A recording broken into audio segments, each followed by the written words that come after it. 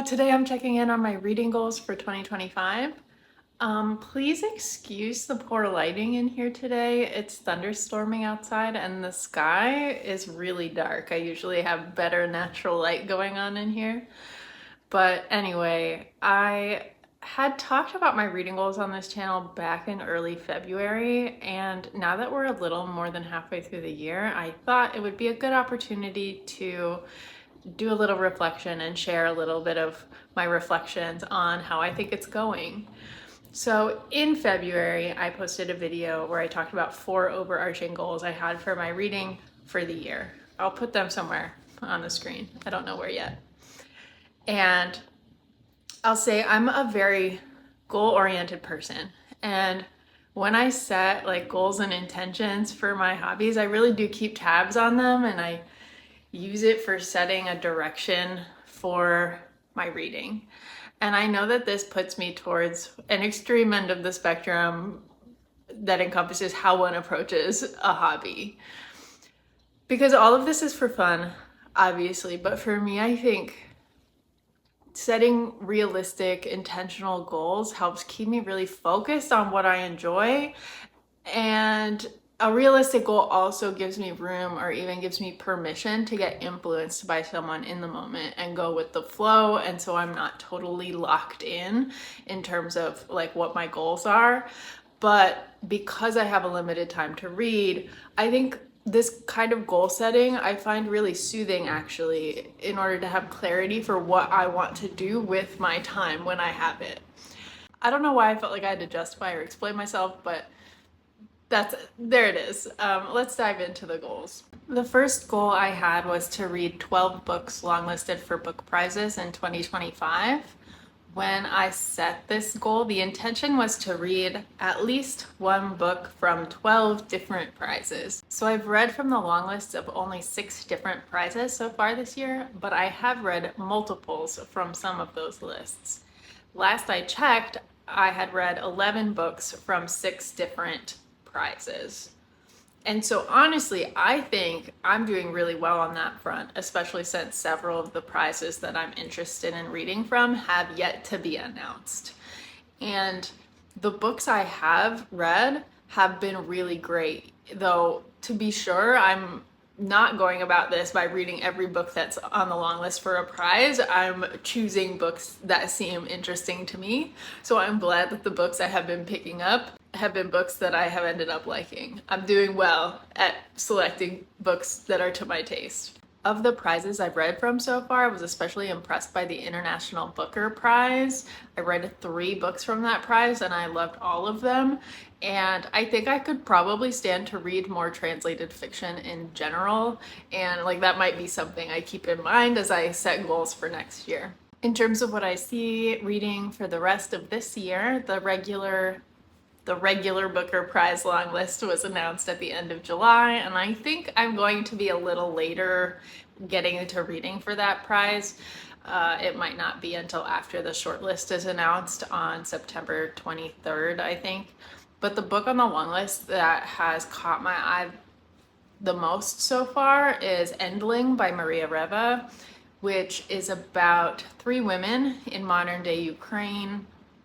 And it touches on like not only the war in Ukraine, but the world of like mail order brides and marriage tours. And I think this is the part of the synopsis that is really sticky for people, is there is also one of these women is doing research on rare snails, and there's a snail that's the last of its species that is important somehow. And so I think there's a lot of interesting threads there. I'm interested to pick that book up. I am also going to be on the lookout for the National Book Award long lists, which will be announced in September. That is a US-based award with categories in fiction, nonfiction, poetry, young people's literature, and translated literature. Another goal I set for this year was to read 4 classics. I think I could argue that I have already met this goal if I count the anthology of Victorian vampire short stories as collectively one classic. But even if I ruled that out for some reason, and I'm not sure why I should. The matter would definitely be settled by the time I finish David Copperfield. I'm 2/3 of the way through David Copperfield, which means I only have a few hundred more pages of the book left, so that'll be coming along soon.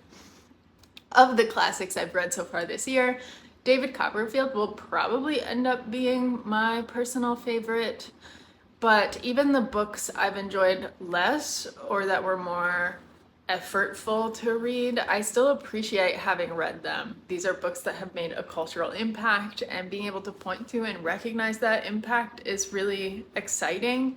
And so I don't see myself taking this goal off the list next year. I think this is something that I need the extra push to try and prioritize, and I'm always happy when I do. Another goal I had was to reread 4 books.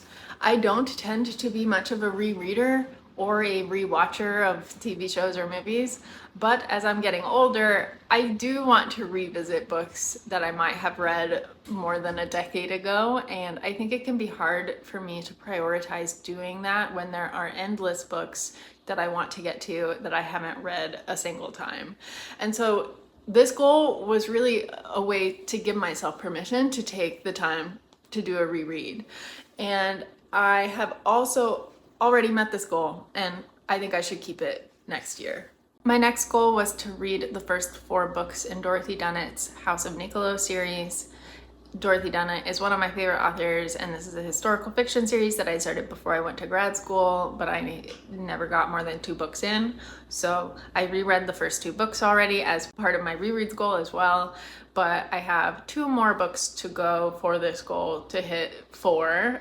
There's 8 books in total in the series, and I think I'll do it by the end of the year. I love these books, I love her writing, and I don't want too much time to pass before I pick up the next one. And now I'm getting into the stuff that I haven't read before, and that's exciting. The last goal I'm going to talk about is my goal to put out weekly YouTube videos and just get practice talking about books. And I've more or less done that.